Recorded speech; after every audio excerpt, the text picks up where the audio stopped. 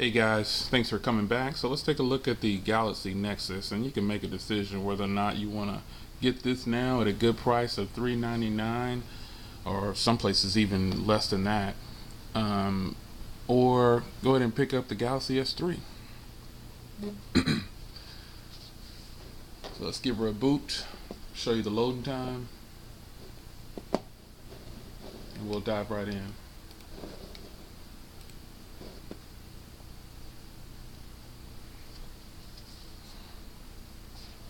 So the Galaxy Nexus is packing a 4.65-inch screen, 316 pixel density, 720 by 1280. It's approximately 8.9 millimeters, so about 9 millimeters thick. 135 grams. You can get it in a 16 or a 32, depending on the carrier. Or if you get the unlocked version. The Verizon version and the Sprint version have 32, from my understanding. This one has 16 because it's the i9250, and it's the Pentaband. It runs on T-Mobile, AT&T, everywhere worldwide.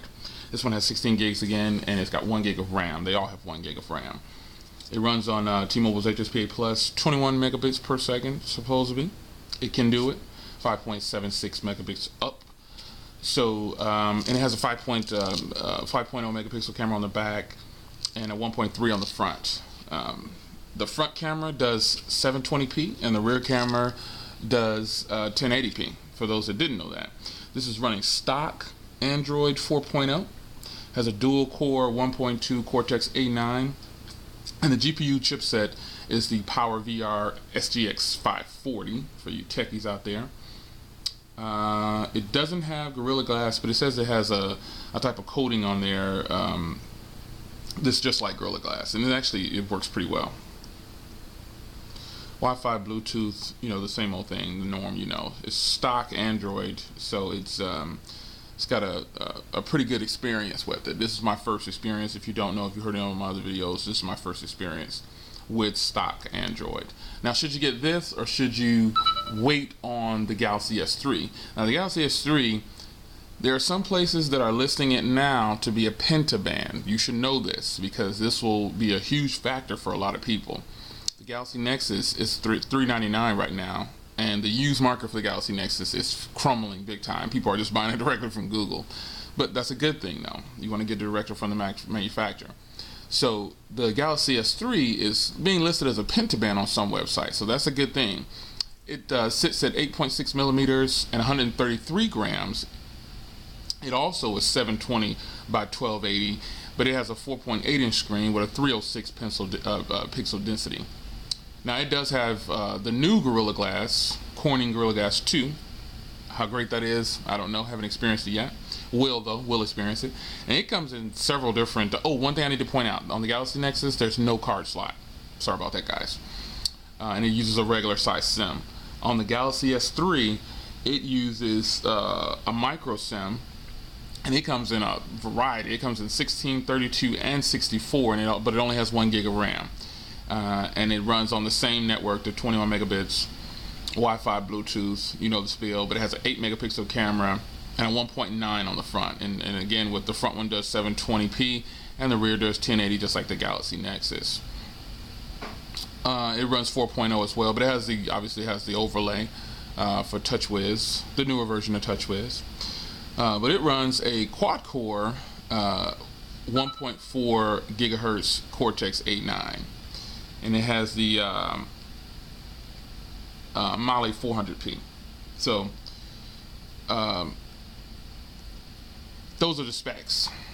Should you get this over the Galaxy S3? Let's see. So the Galaxy Nexus, where it succeeds, I think, better than any other Android device, is having stock Android. I think that's a huge plus. Now that I've had this for a week or so, or how long I've had it, it's actually become my daily driver. It's very easy to become my daily driver too, because it just doesn't have many flaws in the operating system. I've gotten 2 updates already. I'm up on 4.0.4 now. And every website that you see listed, it says that it's upgradable to that, and it's there. It has stock Google, so no bloatware on here. Huge plus. Any of the applications you see on here are applications that I loaded up. So it's just a great experience. The phone itself runs flawlessly. Now, I haven't experienced any crashes, and I pound them out. I really put my phone through the test. I work it out, give it all I can give it, and this phone has yet to crash on me, which I think is a great thing. As far as memory goes, I haven't run out of memory. I don't think I will. I have an external drive that I use for for storing things, so I don't really worry about running out of memory. I'll just take it off the phone if I need to. I don't have to have everything on my phone. But as you can see, this is what we're looking at for how much capacity I have. I have 5.3 left, and the total available to me is 13. So from the 16. This is the standard ice cream sandwich settings, which is accessible from the top. I haven't got my hands on the Galaxy S3 yet, but just using this phone, you really have to dig deep and ask yourself, are you in this just to have the latest device, or do you want something that's reasonably priced, that can do probably a little bit more and a little bit less at the same time? The huge drawback, I think, for most users is they probably don't want to use the cloud for storage. They rather have it on the device, and I have to store a lot of things elsewhere because I could run out of memory, but I'm not the type that has to have everything on the device. I don't mind switching in and out. But where the Galaxy S3 wins is that area. It has, you can get the phone up to 64 gigs, and they're already listed for pre-order in a lot of places, and $900 for a 64 gig Galaxy S3 I think is a great price. Just me. But you also get a card slot, so you can bump it way up to 128 if you wanted to. Huge plus. The camera, you get an 8 megapixel camera. You get the new technology in the TouchWiz, like the gestures and the voice and the camera, and then looks at you and it stays. Those things are nice, but you have to really ask yourself, do you really need that? This screen is a 4.65. The Galaxy S3 is a 4.8. They're both Super AMOLED display screens. They're both capacitive. They're both 720p.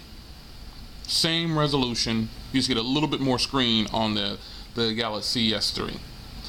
The Galaxy S3 is thinner. Why do you need such a thin phone? Could be a huge plus. Could be a huge flaw. But I personally think after using this phone for the time I've had it, I can't find many things wrong with it. The main thing is crashing. Does it crash? It does not. It does not crash. Video playback, audio on this phone, video playback is great. Audio, when you're not using the speakerphone, it could be challenging. Speakerphone is really loud, but just listening to music, and I won't play any music for copywriting, you know how it goes. But music on this phone, it can be a challenge at times, but it'll work depending on what area you're in. But speakerphone on this, the call quality is great. For $399, you can't beat it. I don't know how the call quality on the Galaxy S3 is yet, but I will. I'll know soon. Pricing, the Galaxy S3 is priced at $700 for the 16 gig, $900 for the 64 gig, and between there about $850 for the 32 gig, just depending on how much you want. I would suggest just getting the 16 gig and buying your micro SD card. Always get the most affordable one if you just have to have it.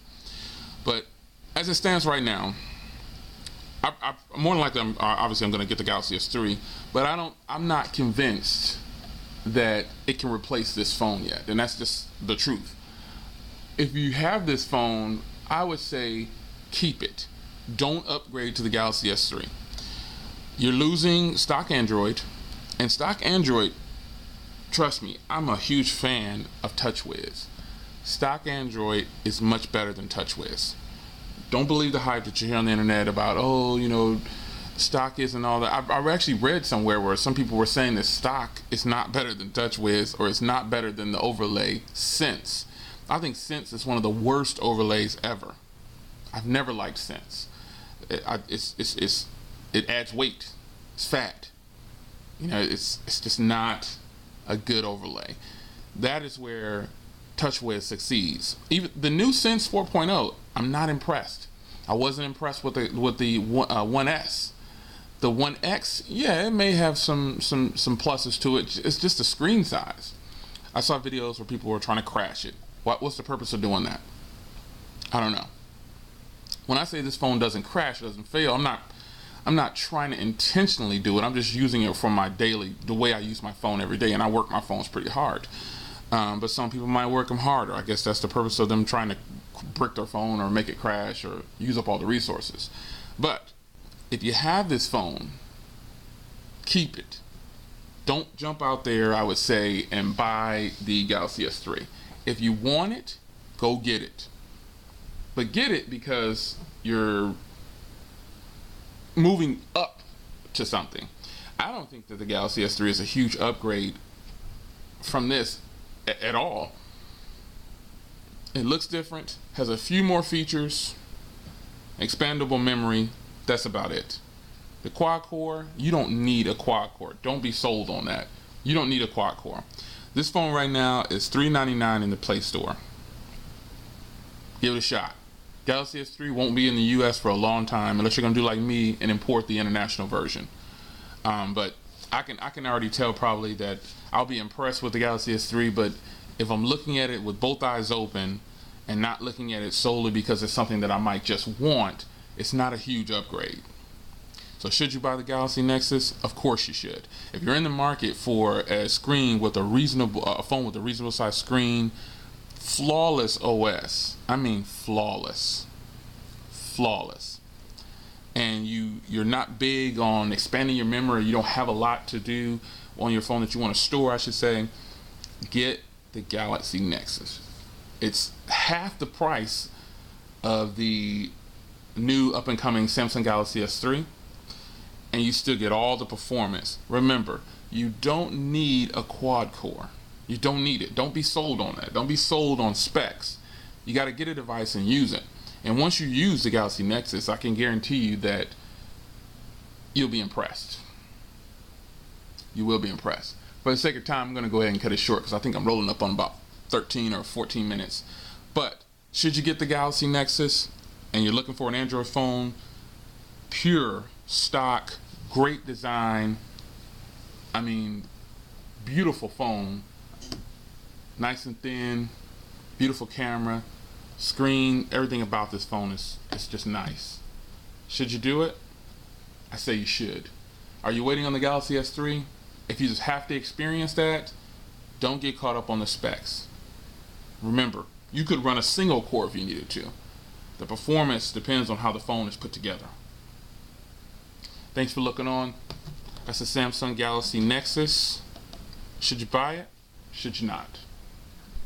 Rate and subscribe, comment, spread the word, let people know.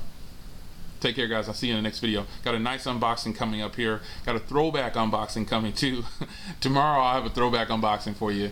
Saw something that I'd gotten rid of a while ago, and I'm gonna go ahead and I said I'm just gonna get another one because it was actually an extraordinary device, and so I bought it, and it'll be hopefully I'll have it up tomorrow, if not by the end of the week. But look for it soon. Got that throwback. I really want you guys to check it out. Thanks for your support, guys. I appreciate all the comments, and I'll see you in the next video.